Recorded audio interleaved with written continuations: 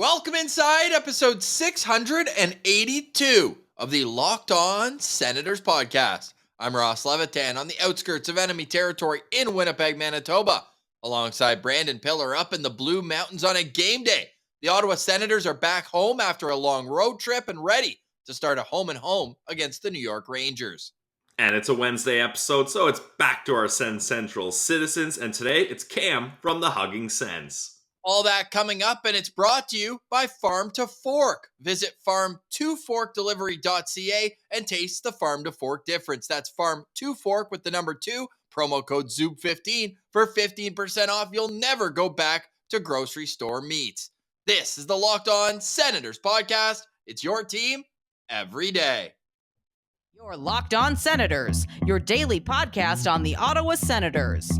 Part of the Locked On Podcast Network. Your team every day.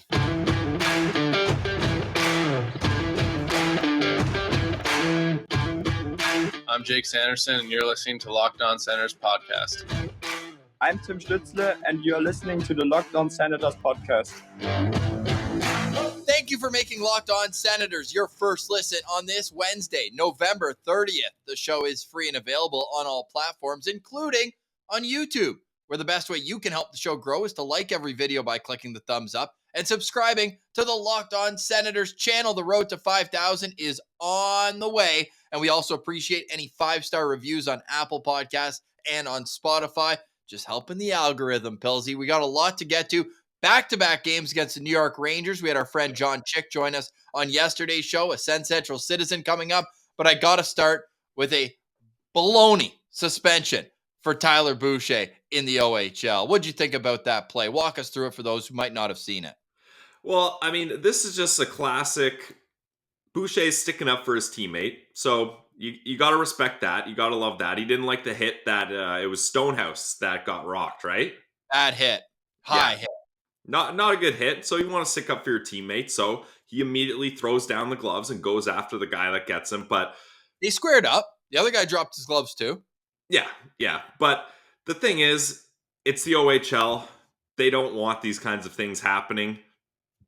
I'm not surprised there was a suspension. Do I think there should have been, or do I support that, or do I think Tyler Boucher shouldn't be doing those things? No, but that's just the reality of the OHL. It's a kids league. A lot of these guys aren't going to go on to play past this, so the league's just looking out for the safety of the players. Unfortunately, it sucks because it puts a stain on Tyler Boucher, but it is what it is. Yeah, it's really unfortunate, especially after his first suspension this year was because of the result of the hit. Again, not the hit itself. You see that hit, 15 times a game in the NHL where a guy just rubs out his opponent along the boards as they're getting rid of the puck. But the kid, unfortunately, and it sounds like the kid's doing okay from Kitchener, had a seizure on the ice. So they were punishing the result of the hit versus the actual action. And I don't know who the player was who threw the hit, but he was super tough until Boucher started throwing bombs and then just folded like a cheap tent. So I didn't love to see that from the play. Now, the question is, before we move on from this, at any point, do you consider bringing Boucher to Belleville? Because at some point, he's just too strong and too physical for these kids. And yeah, there's other areas of his game that certainly need development, but it seems like every time he throws a hit, he ends up in the penalty box. No, the last thing I'm thinking of doing is moving Boucher, because what have we talked about? The whole, or at least my perspective, is you need to have this kid in one spot. You can't keep bouncing him around. It's too much turmoil. He's finally getting some consistency. Sure, the suspensions, that's not good for a player's development. You're missing time, but I think you leave him in Ottawa, at least for this season, because I want to see him continue to dominate points-wise at the OHL, and he's on a great team in Ottawa. They're probably going to go to the playoffs, hot take. So I want to leave Boucher with the 67s. All right, fair enough. It was a part of a Gordie Howe hat trick for Tyler Boucher. Goal, assist, and a fight sticking up for his teammates. So I don't want to hear any slander about, it's a suspension. Watch the video. You make your judge. Sure, he threw a punch as the guy was down, turtled, I may add. But I don't know. I didn't love it. From a league standpoint, I do like it. As a guy who, that earned him a ton of respect in the locker room among his peers, as he's the first guy to go and stand up for a teammate who got rocked on an unfortunate hit. All right, now to the Ottawa Senators, where there's one game time decision tonight, and it's one of a couple revenge games on the docket. What's the latest on Derek Brassard? Well, DJ Smith talked today. He just spoke to the media about an hour from when we're recording, and it seemed like Brassard's going to be a game time decision. I would expect he plays just because I don't think DJ wants Gambrell and Casti as his bottom six centerman. I think you pick one of those guys, really, Casti or Gambrell. You don't want both. So if he's not able to play, that's where they'll go. But if he's able to play, I'm sure Brass gets the spot there. Yeah, we're looking to see the lineup once they get on the ice for warm up later on tonight. It's the first game back at the CTC in what feels like forever. Honestly, but that road trip was good, and we talked about this with Meth before it started. Sometimes you got to get away from home. You need a step away from kind of that reality and that toxic stink that the Sens had, and you get some time on the beach. Mark Kaslick talked about it. The boys spent almost every minute together, so you get a lot of bonding time. They had Thanksgiving, otherwise known as Thursday, all together, and you just get good bonding, especially when you go to someplace sweet like California. I think it was the right road trip at the right time, and now they're coming back. They're feeling energized. You get that vitamin D in you. You got a 2-game win streak. You're going up against a New York Rangers team that, if you listen to our episode with John Chick yesterday, that was not an elated Rangers fan. Like, he seemed down in the dumps. Hell, he picked the Ottawa Senators to win this game up against the Rangers. The Rangers are on a 3-game losing streak. They seem a little bit shaky right now. So this could be the makings of a big morale boost here. I hope so, because Ottawa only has one win in their last 7 home games, Pilsy. Tough. A lot of blowout losses in there as well, right? The 5-1 loss to the Rangers that sent them on their way. They had the 6-4 loss to the Devils, you mean? The Devils, yes. What did I say? The Rangers? Yeah, that's okay. You got tonight's game on the mind. Rangers are on the mind. And the Rangers wiped the floor with the Ottawa Senators last season, going 3-0-0. So why don't we get to our SensCentral citizen? Great conversation coming up with Cam, not Martian. We'll see him in the postcast either tonight or on Friday. But we've got the Hugging Sens. Go give him a follow on Twitter there. And then we'll wrap up today's show with some keys to victory or improvement. Keys to victory. Yeah. Very good. And then we'll have our locked on lookout player as well. But Pilsy, today's episode is brought to you by one of our favorite new sponsors, a local sponsor, Farm to Fork. Farm to Fork is a premium meat delivery service. If you live in Ottawa, Montreal, or the GTA area, you gotta check out Farm to Fork because Pilsy, the GTA area, I love it. Yeah, the Greater Toronto area. You guys know what I'm talking about. But there's a reason you got to check these guys out. First, the meat is absolutely delicious. Check out all the 5-star reviews, and it's all natural, antibiotic and hormone free, and ethically raised. And the meats are flash frozen after they're hand cut by the butcher, so they stay fresh for much longer than the grocery store. Don't get your meats at the grocery store. Up your game. And everything is individually vacuum packed, so you only take out what you need from the freezer. I love that. And the best part about Farm to Fork, in my opinion, it's delivered right to your door. If you're watching on YouTube, Ross has the website pulled up. Look at all these awesome cuts of meat. You got grass-fed, AAA, aged 28 days, top sirloin steaks right there. That's making my mouth water. Angus, AAA also. Whew, the ribeyes for you, Ross. What do you cook your ribeyes at? Or you're a sirloin guy, aren't you? Yeah, I'm a sirloin guy. I'm not as expert on the grill as you are, so that's more your opportunity here. Well, this looks like a good medium rare if I've ever seen one. Maybe even closer to rare here. But it gotta be medium rare.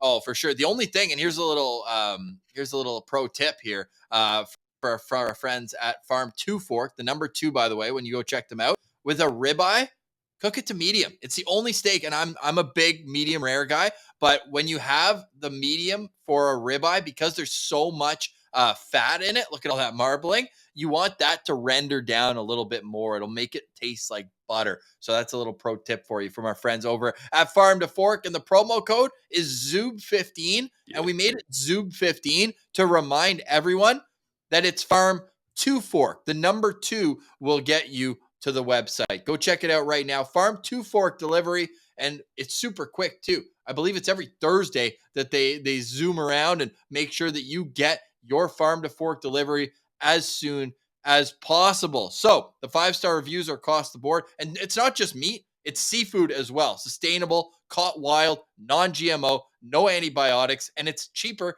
than your local grocery store. And what better, how often is it that you open your fridge, Pilsy, and you've got all your vegetables, you've got your rice in the cupboard, you've got all these things, and you're like, oh, like, where's my meat? Where's the protein for the meal? Why not have premium protein in your freezer that you can pull out and bang, get it all set? Pilsy, give these guys the promo code one more time.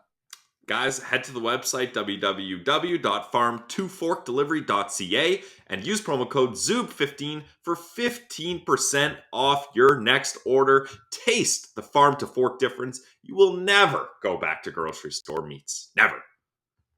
And today's episode is also brought to you by BetOnline. More props, odds, and lines than ever before. Visit BetOnline. It's where the game starts, and it's where you can get even more into the action. I went to the Jets game, should add, against the Colorado Avalanche last night. Home underdogs, are you kidding me? Thank you, BetOnline, for giving my pockets a little extra lining on this chilly Wednesday afternoon. We appreciate our friends at BetOnline because they've got more props, odds, and lines than ever before. And you got to check it out for your daily sports scores, updates. They even have podcasts embedded that can help you beat the Vegas odds. And that's where you go. BetOnline.net. It's where the game starts.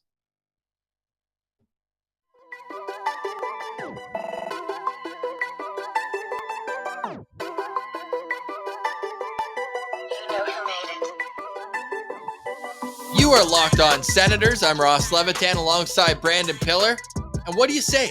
We get to our SensCentral citizen. Here he is. It's Cam.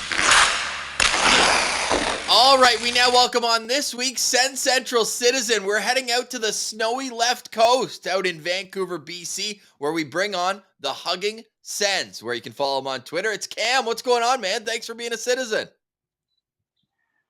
No problem, guys. Thanks for having me on. Last minute and a snow day. I didn't have to work, so what's better thing than coming on the pod with the boys? So, snow day in Vancouver, does that mean there's like 6 inches of snow? What's going on out there? It's probably about an inch. But we were at work yesterday, and we four-wheel drive, like pickup truck, work truck, could not get up a hill. Had to back down. So and people just do not know how to drive in the snow. Yeah, so it's just a safety thing. Yeah, if you could get up to Whistler, that would be the play right now to try to catch some of that powder. But it's a great opportunity that you got the day off today. You get to come on the show. You get to get ready for the big Sens game tonight up against the New York Rangers. So, Cam, we got to start this off like we start every conversation on our SensCentral citizen. How'd you become a Sens fan? So my dad's a Leafs fan, but we grew up in Canada. So he took me. They had used to do open houses, right when they called it the Palladium, the CTC. Right when it opened, they had an open house before they'd ever played there. And you could walk through the dressing rooms and walk through the building and underneath and on the ice and stuff.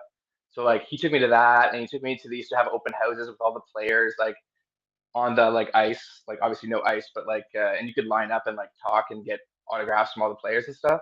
So you should take me to all that stuff, and then I've just been diehard Sens since then. And on your Twitter bio, where everyone can go follow you at the Hugging Sens, it seems like you've been in enemy territory for a number of years. You've been in Toronto, Montreal, and now Vancouver. How'd you go from step to step? Where was the hardest place to be a Sens fan? Montreal. One guy threatened me one time. Me and my buddy were in Sens jerseys, and we were at a restaurant before the game, and I was in the bathroom, and I'm peeing, and some guy's like, "Hey man, it isn't French, but he's like, hey man, I could break your nose if I wanted to." I'm what, dude? Over a jersey for the hockey team that I like? What are you talking about? Yikes! But it's rough everywhere. Toronto, I mean, I guess they were just getting good when I lived in Toronto. But out here is pretty chill. Yeah. When we see Vancouver games, when Ottawa's out there, it seems like there's a ton of Sens fans. Were you at the one last year, or have you been to any Sens games out there? Yeah, we went to the one last year, and honestly, going to a building like that downtown, it's so sick. They have a Costco across the street, and you can go there and get like $1.25 hot dogs There you right go. before the game. And it was so awesome. They have a really good crowd and stuff there as well. But there was a ton of Sens fans. It was loud when they scored. Dude, how about the shootout game winner, Adam Oh my Gaudette God. revenge game? I could not believe that. And like, yeah, I think Formanton scored like once or twice that game as well. Like, that was a wild game. That was an amazing game. Yeah, we've been considering taking the SensCentral meet and greet live events and getting everyone together on the road, and we've been talking about going to Vancouver. So Cam, you think we'd have success if we go out there? Like, it's worth the trip? There's enough people? I think you'd have tons of success. Last year I went with like maybe 12, 15 people. Nice. I think we had a couple of Vancouver fans in there, but like I know I don't know if I can say the last part of it, but the Sens dip blank. He's in Vancouver. yeah, our guy. Yeah. There's lots of there's lots of people on Twitter. It seems like out west, and like people from like Calgary and stuff might come. Like there's cheap flights and stuff these days. So Yeah, because it'd be easy to do a little back to back because they always seem to go. Well, always it's been 2 years, but they'll play Seattle and then Vancouver right after. So it could be a fun trip to do that. We're gonna put that in the bank for Big next time. year. So what year was it when you started watching the Sens? You were saying kind of like when the Corral Center was being built, so like 95, 96, is that about right? yeah, what I can most the earliest kind of players I can remember were like Sean Van Allen. I mean like Radek Bonk. Like I remember like Daniel Alfredson early years, Yashin. But like mostly more so my memories are like the Hossa Havlat kind of Alfie era. That was sick. Radek Bonk. We used to go out on the street with big signs and their Sens jerseys and Sens flags, and with the signs that said "honk for Bonk." Yes. People would drive by and smash the horn. It's great. That's awesome. We need the Ottawa Senators to draft Bonk's kid. He's coming Oh up my here, God. and he actually looks nasty. So we need that. That so shootout bad. goal? Yeah, it was dirty. That was crazy. Yeah, that would be so sweet. Right-handed D-man, right? Oh yeah, D-man. Right shot, I think too. Right shot. You never have too many right shot D-men in the system, so definitely something to keep our eye on. Crazy that the kids of players that we grew up watching are now making We're it old. hockey league. We are, yeah, no doubt. So you mentioned like early 2000s, plenty of playoffs, plenty of disappointments. Obviously, 2003 they were able to make it to Game 7 of the conference final. Do you have a favorite playoff series before we get to the one that I'm assuming has to do with what's hanging up behind your head there with that towel? The 2003 one, I remember because I went to summer camp before the series ended against the Devils. And like my dad taped Game 7, and I remember knowing they had lost, but watching the game and reacting like so intensely, and like completely into the moment. And like when they lost in overtime, that was brutal. But yeah, a lot of hatred for the Leafs, like Nice. true just hatred. And yeah, I was at one of the games. It was the game of the series when Lalime he didn't have his regular bounce at the beginning of the game, and he let in like a bunch of goals, and they lost. I think it was a Game 7 against Toronto. Yeah, I was gonna say it's definitely against the Leafs. Yeah. Yeah. 2004. Yeah, I feel like that was the last Lalime ever played for the Sens. That's where the infamous photo of him reaching across his body to try to make a glove save when his blocker's right there, and there's like, I mean, people put a beach ball behind him. That's kind of mean, but yeah, So mean. one of the best goalies to play for Sens. One of the best Sens goalies. All right, quick Mount Rushmore of Sens goalies. Go. Nice. Hashtag goalie friendly show. Half or easy. Craig Anderson's obvious. Yeah. I would say Ray Emery is also obvious. He took us to the Cup after coming in after the Hasek injury. Yep. I mean, Dominic Hasek is a legend, but like not really a Sens legend. Sorry, Pilsy. It's fair. Lalime for sure. And then I don't know why, when I was a kid, I was really into Damian Rhodes. Cool. Yeah. I don't really remember his play all that much, but I was just really into him, and I was very young. And then Well, I think I we're at don't 4. know. That's 4. Yeah, you got your Mount Rushmore there. Oh, sweet. Damian Okay, Rhodes is hard your to guy. go into that. All right. Yeah. Yeah, I feel like that That's fourth my spot. idea. That fourth spot, it's kind of got to be a toss-up then between like Rhodes, Tugnut, Hellberg. Hellberg, of course, the legend. Think of the win percentage on Hellberg. Right? Like, you can't argue with the numbers. Yeah, fair enough. It wasn't Maybe there. remember like Martin Gerber years? He had Yeah. some good play. Man. I Those actually are liked dark, Martin right? Gerber until he went Yeah. to the Leafs. Yeah. Yeah, well. Well, I mean, I Damian worked Rhodes, at the arena. so Yeah. Oh, hot seat Cam. But yeah, so you hate the Leafs the most, then who? Montreal after? Because for me, it's and Montreal easy. Although Montreal, like their fans are so annoying. I used to work at the arena when I was growing up, Okay. and when they would win, oh my god, it was so annoying. Their smug faces, the chanting, the cheering. Oh, I literally could slap a Montreal Canadiens fan at any time. you could That's say hilarious. you could break their nose. Yeah, I could. But would you? So hey, that towel behind you, that was from the 2017 Stanley Cup playoffs. Which game did you make Yeah, it to? that was first series against Boston, game 3, I guess. The first home game. Game 1. Yeah, they lost. Somehow they had home ice advantage that series. Oh, it was game 1. Damn, I can't believe that. That's crazy. Felt like we just snuck in that year. I know. That was an amazing experience, man. Like just the CTC absolutely rocking. But obviously we lost. Bobby Ryan scored though. Yep. That was in overtime they lost, right? Or no, I'm looking at that. No, that wasn't the Crowley game. It was like a 2-1. 2-1. Yeah, 2-1 loss. Brad Marchand scored in the last 5 minutes to quiet the crowd. The Boston Bruins actually scored both their goals in the third period that game. That's tough. We were just leading like the whole game. Yeah, Bobby had the lone goal for Ottawa in the second period, assist to Carlson. Shocker, starting off what was an unbelievable playoff run for him. But being at the game, like, what do you remember? Whether it's just the noise or the atmosphere, what stands out when you look back now 5 years later? Just like people absolutely fired up. The towels going, the lights like going crazy, and the towels look insane. And just like 20,000 people just going crazy is like an experience like no other. Like you guys were at the home opener this year against Boston. Like that is such an experience. Like I feel so bad for like younger Sens fans who don't really know like the glory years of like just full Like seats. We used to sell out every single game. Just how loud that building can get, hey?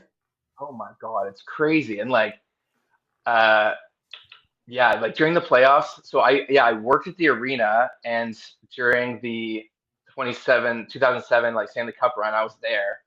And like the game when we beat or like games when we would beat Buffalo and stuff, like people would be cheering and chanting the entire way out the building into the parking lot.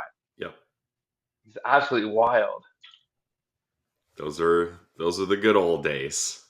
Yeah, those days back then. So if we get a little back to the future, what's next for this Senators team? They've obviously struggled at times this season, but at other times looked like the skeleton of what could be a really good hockey team. Where are you at with the season so far, and what are you hoping to see as the 60 games remaining? I mean, I went from elated to dejection this season, obviously, as most of us.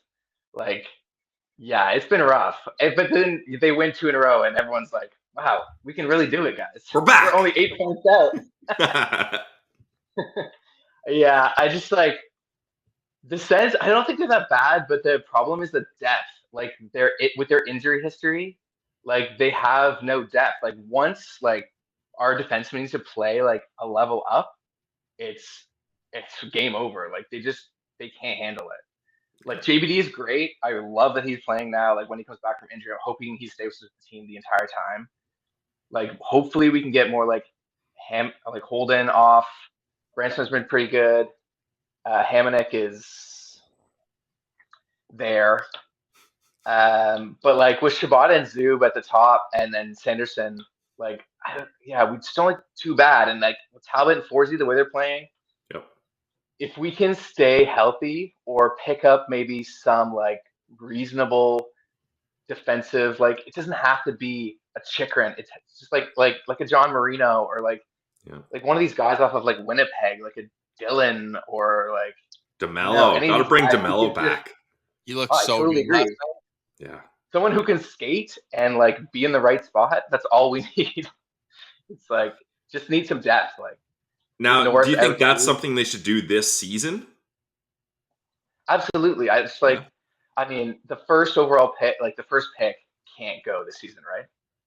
No, you can't trade your can't. first rounder. I don't think any teams are going to trade their first rounder because it seems like the top 5 could all be like elite, like maybe even first overall last year. The top 5 for this year. Insane. Yeah, so they can't do that. But I don't know. I don't want to do the same thing they've been doing every year for the last couple of years, like throw a million old defensemen at them and see what sticks. But They've got like, I don't mind. Like, yeah, they've got an extra second rounder, right, with that Connor Brown pick. So they are holding a little bit of draft capital in their back pocket. It's just how much can you get? Maybe you package both seconds at the draft, but again, you don't want to wait till the draft. That's when I feel like the second rounders always have the most value when you're actually on the draft floor. Yeah.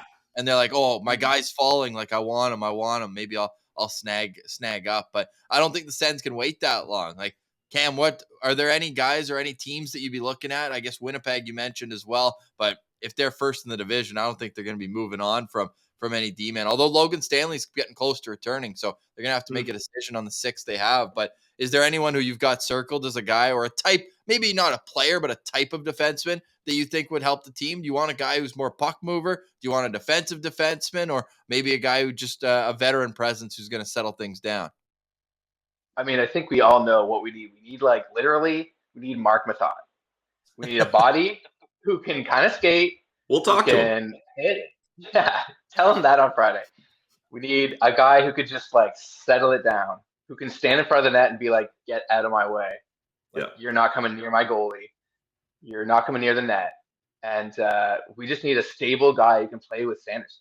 I'd say we need what Hamonic was like 6 years ago.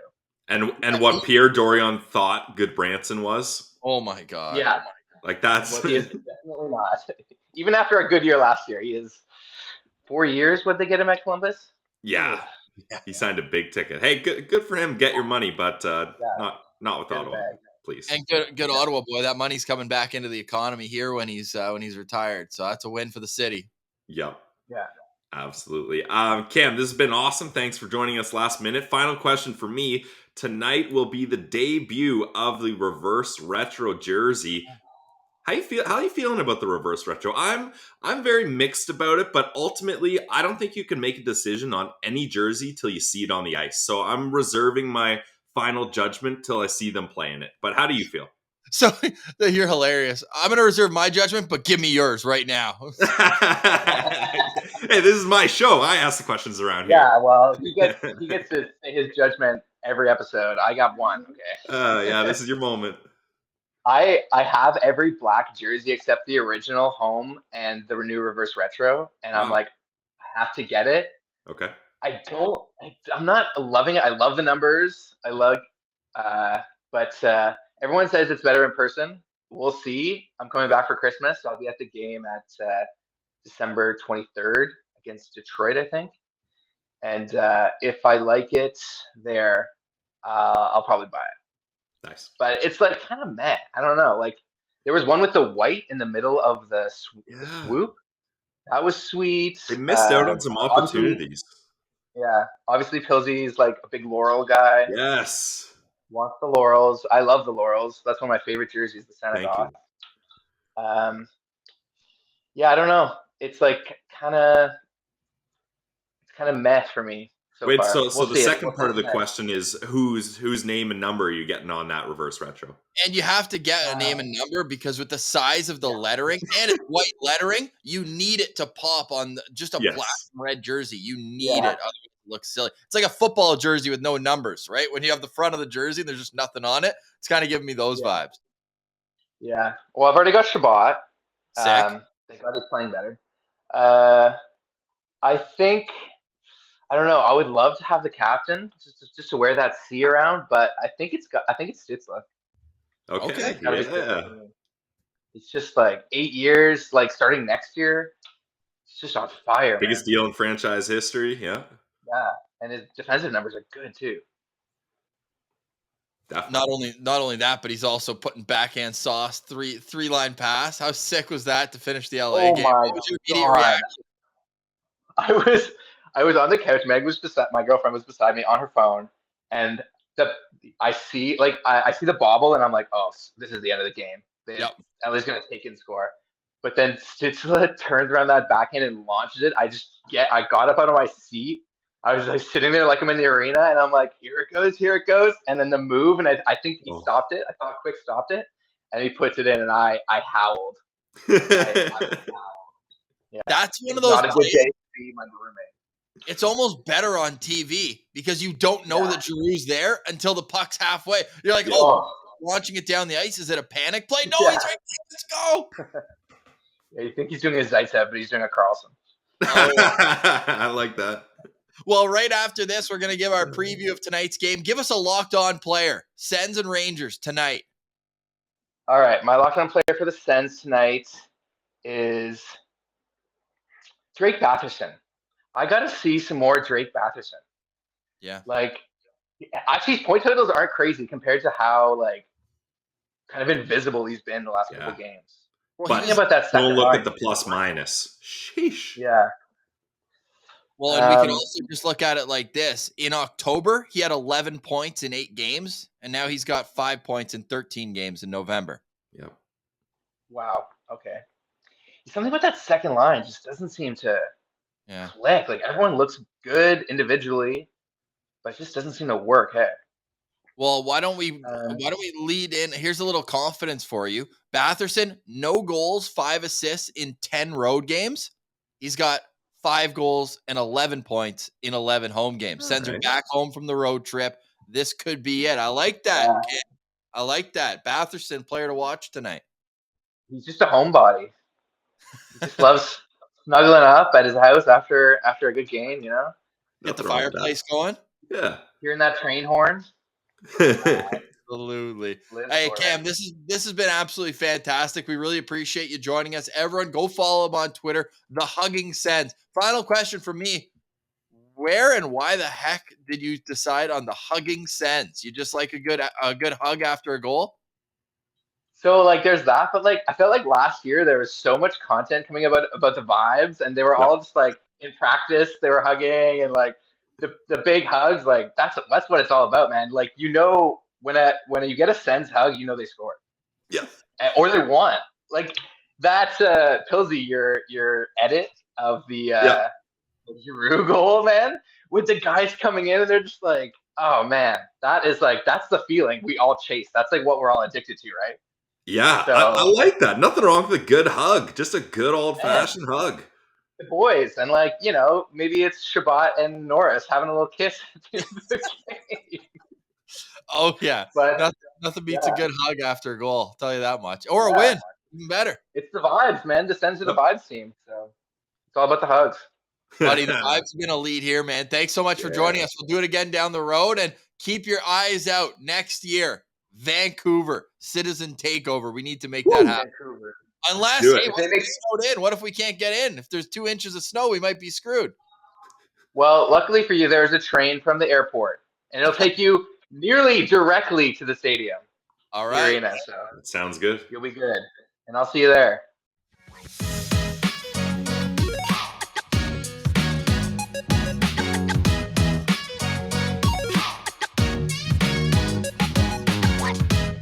Stick taps to Cam for joining us. Make sure you're following him on Twitter at The Hugging Sens. Pilsy, great conversation with him. And he ended it off with his locked-on player. Who's yours tonight for the game against the New York Rangers, 7 p.m. at the Canadian Tire Center? My locked-on player, well, first off, thanks again to Cam. What an absolute beauty. We are definitely making our trip out to Vancouver. That'll be our first road trip. SensCentral meetup, absolutely. Thanks to Cam for really boosting us and supporting us there. unless the Sens decide to play in Cabo in early March. Yeah, I'd be I'd be down to watch a game in Cabo, that's for sure. But yeah, my locked on player, it's a revenge game for my guy, Tyler Mott. This guy had 6 shots on goal last game. He had a breakaway. The opportunities are there. He's averaging about 14 minutes a night. I want to see him bury one up against his old squad. So Tyler Mott is my locked on player of the game.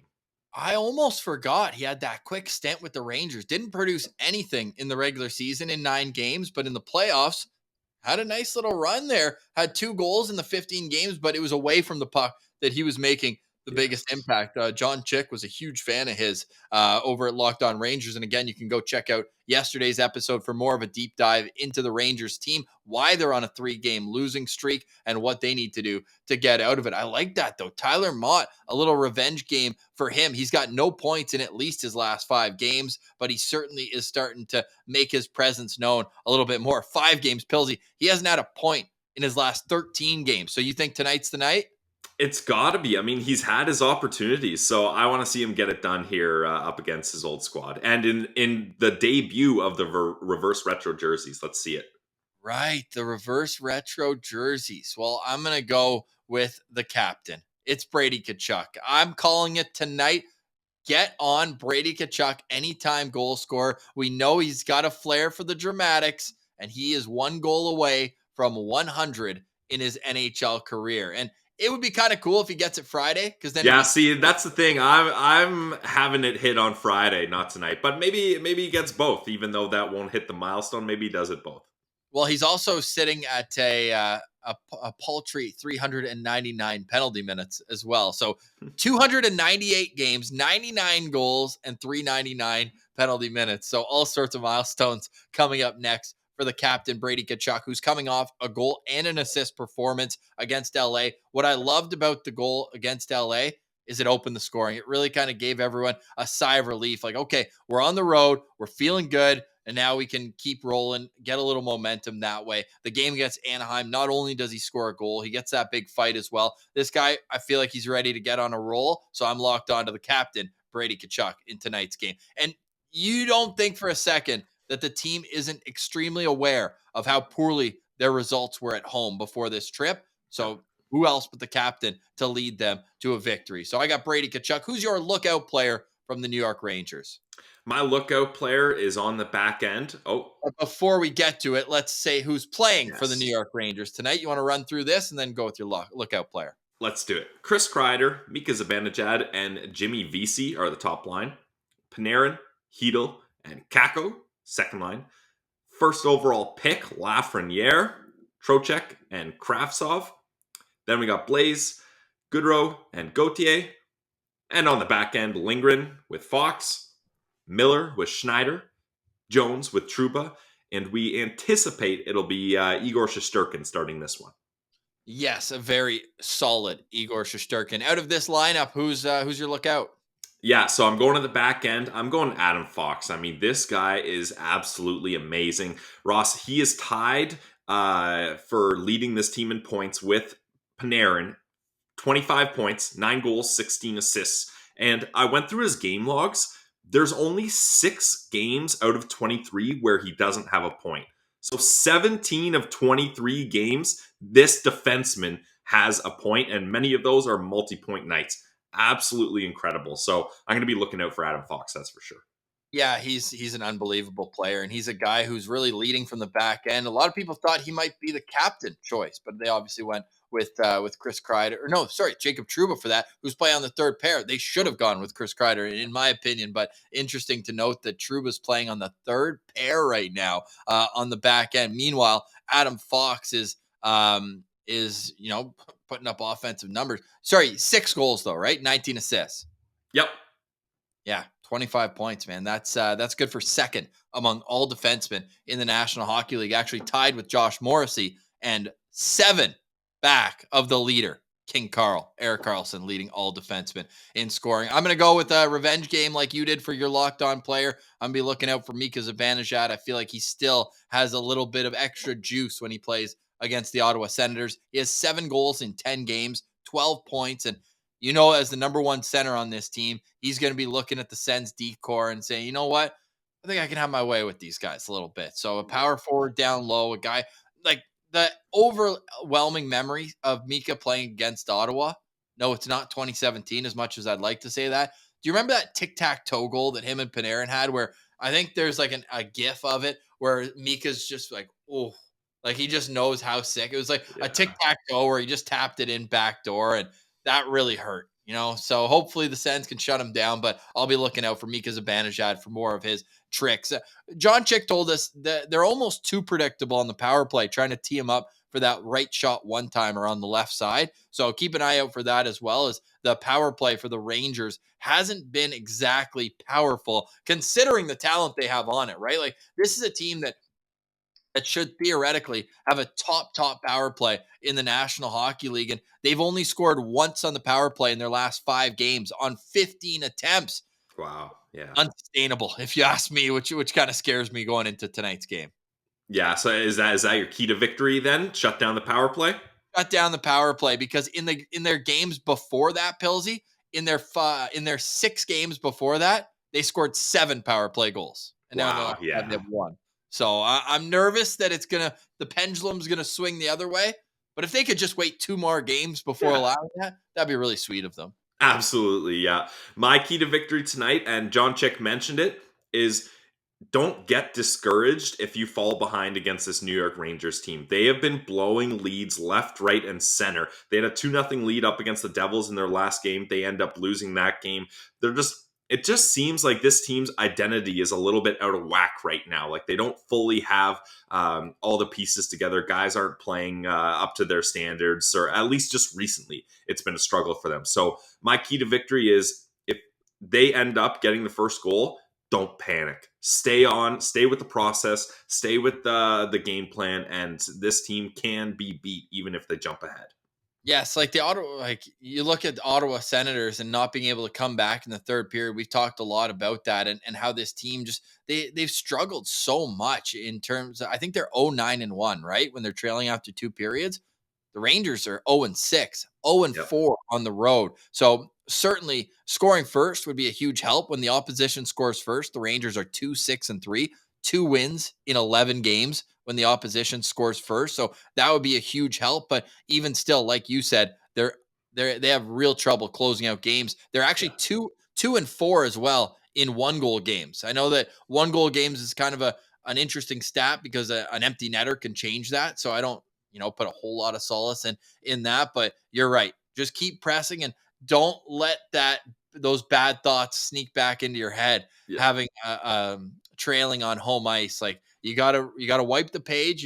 It's time for a regroup for the Ottawa Senators here after an embarrassing homestand. I'll straight up call it over their last little while. So hey, it's a new day. The Sens play 2 of their next 3 at home, including the second half of a back-to-back where they'll have the San Jose Sharks coming through town on Saturday. Erik Karlsson's 1 visit to the Canadian Tire Center this season. Tonight on the postcast, Pilsy will be joined by Jack Richardson, friend of the show. We'll jump on from Future Sickos and break this one down. I think you guys are going to have a good one, even though in yesterday's preview, I said it was going to be a 4-2 Rangers win. Yeah.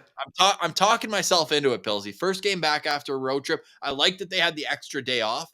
Monday, relax, day off fully. Tuesday, back at practice. Today, they've already skated in the morning. Whether Brassard's in or out, I don't think it's going to move the needle a whole lot. But I'm excited for tonight's game. I feel like whenever they've got those 2 days off, I'm always itching for that game time to come around after the third day. I know. Last night, I was like, okay, Sens game tonight. I'll get my schedule ready. I was like, wait, they don't play tonight? What? We got to go 2 days without a Sens game? Come on. Yeah, don't love that. Don't love that at all. But I do love everybody getting in the comments, getting in the 5-star reviews on Apple Podcasts. We cannot tell you how much we appreciate it and how much we appreciate our friends from Farm to Fork as well for sponsoring the show, being the title sponsor for Locked On Senators on Mondays and Wednesdays. We appreciate you, and make sure that you go support them, because supporting them is supporting us. The owner actually sent me a DM the other day of the first Zoom15 promo code. So they're tracking this. They're taking a peek. How much are we bringing in? And I wouldn't tell you to go if I didn't love the product myself. I ordered some to my sister's place. I was like, okay, I need you to give me, because I can't get it here. I'm waiting until Christmas. Come home, get my farm to fork. So I'm going to get a full review. And if you've had farm to fork, make sure you hit us up on social media at SensCentral. Let us know what you think about our friends from farm to fork. Pilsy, any final thoughts as we go into the first of back-to-back games? A home and home. I love these home and homes because there's usually a bit of bad blood by the second game as well. Absolutely. Yeah. Final thoughts for me, guys. It's Spotify Wrapped season. We're getting people on Twitter showing that we are their top listened podcast. That is so awesome to see. We're so humbled to be a part of your daily routine, your first listen every day, as we like to say. And Ross and I have been chatting. We're going to come up with some sort of prize for whoever can prove they have the most minutes listened of the Locked On Senators podcast. So all you sickos out there that don't miss an episode, Monday through Friday, your team every day, we want to see who has the most listens to the Locked On Senators podcast, and we'll have a prize for you for sure. So keep posting those. We're gonna like them, retweet them all over Twitter. So we can't thank you guys enough for all the support. It's been awesome.